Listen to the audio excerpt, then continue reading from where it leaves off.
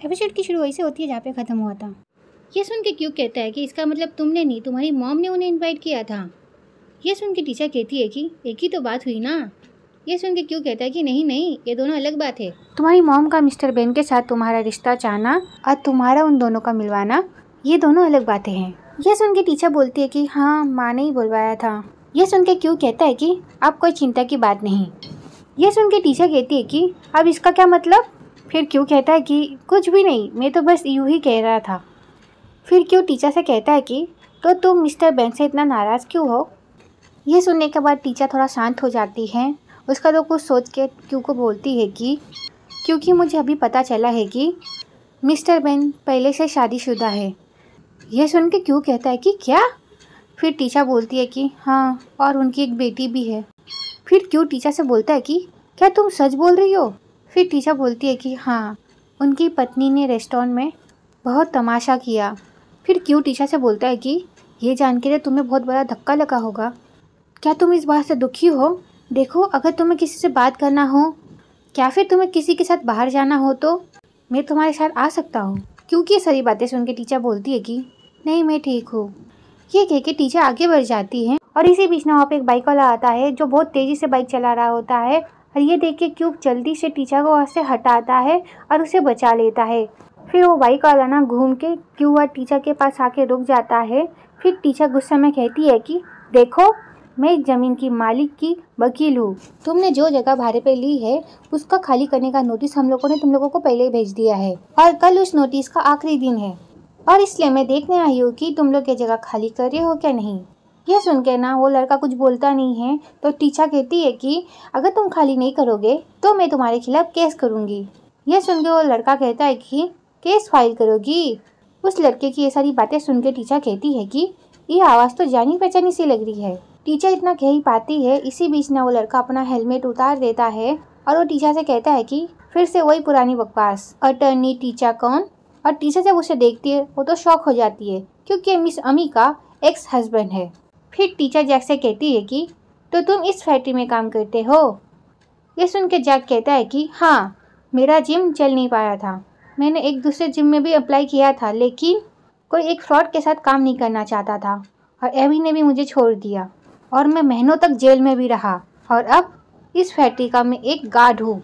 ये सुन के टीचर कहती है कि देखो जैक, मैं बस केस के बारे में बात करने के लिए आई हूँ और कुछ नहीं। ये सुन के जैक कहता है कि कोई फ़ायदा नहीं, जाओ और केस फाइल कर दो। मालिक ने कहा है जो करना है करने दो, वो ये जगह खाली नहीं करेंगे। ये सुन के टीचर कहती है कि सुनो जैक, फैक्ट्री का मालिक गैर कानूनी तरीके से इस फैक्ट्री में अपना हक जमा कर बैठा है। अगर केस फाइल हो गया तो उन्हीं का बहुत बड़ा लॉस होगा। जीत मेरी क्लाइंट की होगी और तुम अच्छी कैसे जानते हो मैं अपनी केस कैसे लड़ती हूँ। इसलिए वक्त बर्बाद मत करो। बेहतर होगा कि तुम अपनी मालिक से बात करो और उनको मेरे साथ सेटलमेंट करने को कहो। यह सुन के जैक कहता है कि तुम लोगों ने मेरी ज़िंदगी बर्बाद कर दी और मुझसे ही मदद की उम्मीद कर रहे हो। फिर जैक ना गुस्से में टीचर के पास जा रहा होता है उसे हर्ट करने के लिए, पर क्यों उसे रोक देता है और उसे कहता है कि रुक जाओ, टीचर के पास भी मत आना। तुम दूसरों को दोष मत दो, तुमने अपनी ज़िंदगी खुद ब खुद बर्बाद की है। ये सुन के जैक कहता है कि उसका ये रीज़न तुम्हारा ये कानून है। ये सुन के क्यों कहता है कि देखो, कानून बनाया जाता है जाके सोसाइटी के हर एक इंसान को इंसाफ मिल सके। अगर तुम्हें लगता है कि तुम्हारे साथ कुछ गलत हुआ है तो मुझे इस बात का बहुत दुख है, लेकिन अगर तुम्हें लगता है कि कानून सिर्फ तभी अच्छा होता है जब तुम्हारा उससे फ़ायदा हो या फिर कानून के वजह से तुम्हारा झूठा केस जीतने में फ़ायदा हो, तो फिर तो तुम्हारी सोच बहुत घटिया है। ये सुन के जैक कहता है कि मुझे तेरा भाषण नहीं सुनना है। कभी कभी मैं ऐसा सोचता हूँ कि अगर तुम भी मेरे हालातों से गुजरे होते तब भी क्या तुम्हारी सोच ऐसी होती। लेकिन इस वक्त कानून तोड़ने वाले तुम लोग हो, एक प्राइवेट प्रॉपर्टी में तुम लोग घुस आए हो। यह सुनकर तो क्यू और टीचर एक दूसरे को देखने लग जाते हैं। उसके बाद ना जैक सीटी बजाता है। फिर टीचर जैक से कहती है कि ये क्या कर रहे हो, सीटी क्यों बजाई। और उस सीटी की आवाज़ सुन के ना वहाँ पे कुत्ता आ जाता है और उसे देखकर तो टीचर बहुत डर जाती है। फिर क्यू टीचर से कहता है कि टीचर तुम पीछे हटो, पर वहाँ पे तो टीचर शॉक हो गई होती है। फिर वो कुत्ता भौंकने लग जाता है। फिर क्यू बोलता है कि टीचर भागो यहाँ से। यह कह के वो टीचर का हाथ पकड़ता है। फिर वो दोनों वहाँ से भागने लग जाते हैं और वो कुत्ता भी उनके पीछे भागने लग जाता है। फिर जैक अपने कुत्ते से कहता है कि उन दोनों के टुकड़े टुकड़े कर देना। फिर हम टीचर क्यू को भागते हुए देखते हैं, जो बड़ी मुश्किल से ना भाग रहे होते हैं। टीचर की तो एकदम हालत टाइट होती है, फिर भी टीचर भाग रही होती है और टीचर भी ना क्यू के हाथ को एकदम कस के पकड़ती है और भागने लग जाती है। और वो कुत्ता भी टीचर क्यू के पीछे पीछे आ रहा होता है। फिर क्यू और टीचर को ना एक जगह मिल जाती है। फिर क्यू ना उस गेट को बंद कर देता है और टीचर तो अंदर भाग जाती है और वो कुत्ता भी ना उनके पीछे पीछे आ जाता है, पर वो अंदर नहीं जा पाता क्योंकि वो गेट लग गया होता है। और वो कुत्ता ना वहाँ पे भौंके जा रहा होता है और उसकी आवाज़ सुनकर तो टीचर को बहुत डर लग रहा होता है। फिर क्यू टीचर के पास जाता है और टीचर से कहता है कि टीचर कुछ भी नहीं हुआ है, कुछ भी नहीं हुआ है, मैं हूँ तुम्हारे पास।